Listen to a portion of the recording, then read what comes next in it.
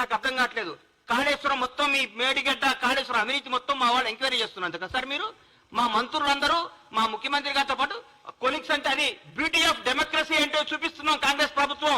ముఖ్యమంత్రి నేను, మీరందరూ దూరం ఉండాలి, మీకు ఇంటర్వ్యూలు ఉండు, నేను రూమ్ లో ఉంటా, నేను ఫామ్ హౌస్ లో ఉంటా, నేను ప్రగతి భవన్ నుంచి రాను, నేను ఎవరు కలపను, నాకు 3 వస్తే బయటకు వస్తా, 3 రాకపోతే ఇంట్లోనే ఉంటా, నా ఫుటానే చూసుకొని పరిపాలించుకోమని చెప్తారు మా ముఖ్యమంత్రి. ప్రతిరోజు ప్రజలకు, నాయకులకు అందరికీ అందుబాటులో సచివాలయంలో, ఇంట్లో ప్రతి కార్యక్రమానికి వెళ్తున్నారు, ప్రతి ఒక్కరితో మాట్లాడుతున్నారు, మమేకమవుతున్నారు. ప్రజా ముఖ్యమంత్రి అందుకా సార్ మీరు మమ్మల్ని 100 రోజుల్లో మమ్మల్ని మా పప్పులు అడుకొని చేసేది. ఏం చేయమంటారు? మమ్మల్ని పడుకోమంటారా? అవినీతి చేయమంటారా? మీ దగ్గర ఒక మంత్రి ప్రెస్ మీట్ పెట్టాలంటే మీ దగ్గర పర్మిషన్ తీసుకోవాలి.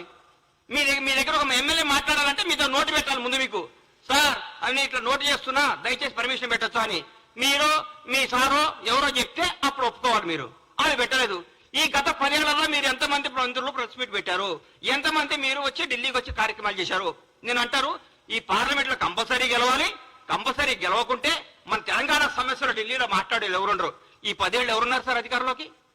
మీరు ఎంతమంది ఎన్నిసార్లు మీరు ప్రధానమంత్రి గెలిచారు సార్? ఎన్నిసార్లు కేంద్ర మంత్రులు గెలిచారు సార్? ఎన్నిసార్లు తెలంగాణకు రావాల్సిన హామీల గురించి మాట్లాడుకున్నారు సార్ మీరు?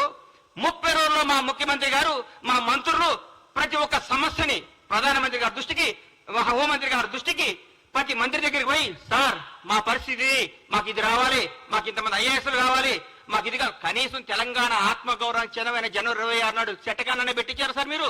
మా ముఖ్యమంత్రి గారు పోయి ప్రధానమంత్రి గారిని ఇట్లా రిక్వెస్ట్ చేసి సార్ మా తెలంగాణ గౌరవం ఇది, మాకు ఇవ్వండి సార్ లెటర్ పంపిస్తే మాకు ఓకే చేశారు. అది ముఖ్యమంత్రి గారు చేస్తున్న పని. ఇంకేం సార్ మీరు మాట్లాడితే?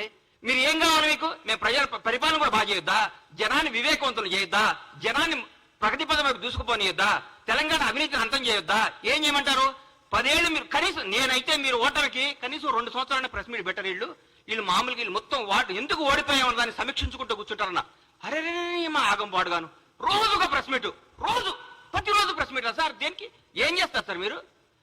ప్రగతి భవన్ నుంచి వెళ్ళిపోయిన రోజు నుంచి ఈ రోజు వరకు చూస్తున్నా మీరు ఆ టీఆర్ఎస్ భవన్ లో కూర్చొని ప్రెస్ మీట్లు పెట్టుకోవాల్సిందే. రాబోయే 10 ఏళ్ళు, రాబోయే 10 సంవత్సరాలు మీరు టీఆర్ఎస్ భవన్ లో ప్రెస్ మీట్లు పెట్టుకోవాల్సిందే.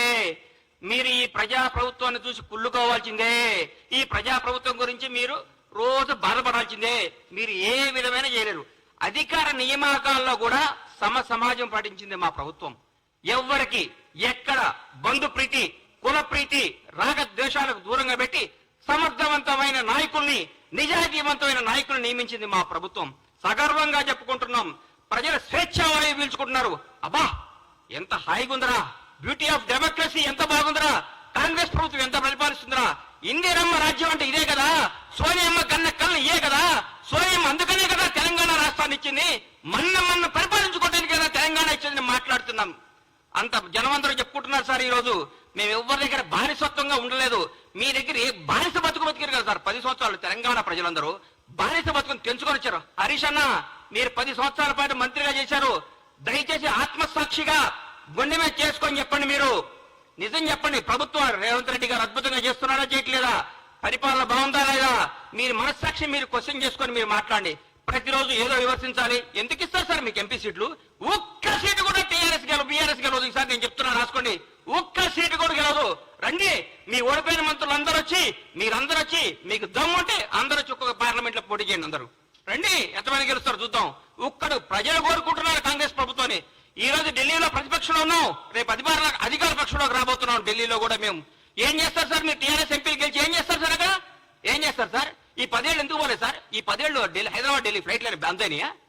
ఈ 10 సంవత్సరాలు హైదరాబాద్ ఢిల్లీకి ఫ్లైట్లు లేవా? ట్రాన్స్పోర్ట్ అయినా ఆగిపోయిందా? ఈ 30 రోజుల నుంచి ట్రాన్స్పోర్ట్ వచ్చిందా? మీ ముఖ్యమంత్రి గారు ఎన్నిసార్లు కలిచారు సార్? రాష్ట్రపతి వస్తే, ప్రధానమంత్రి వస్తేనే స్వాగతం పలకటానికి కూడా వెళ్ళని ముఖ్యమంత్రి గారు సార్ మీది.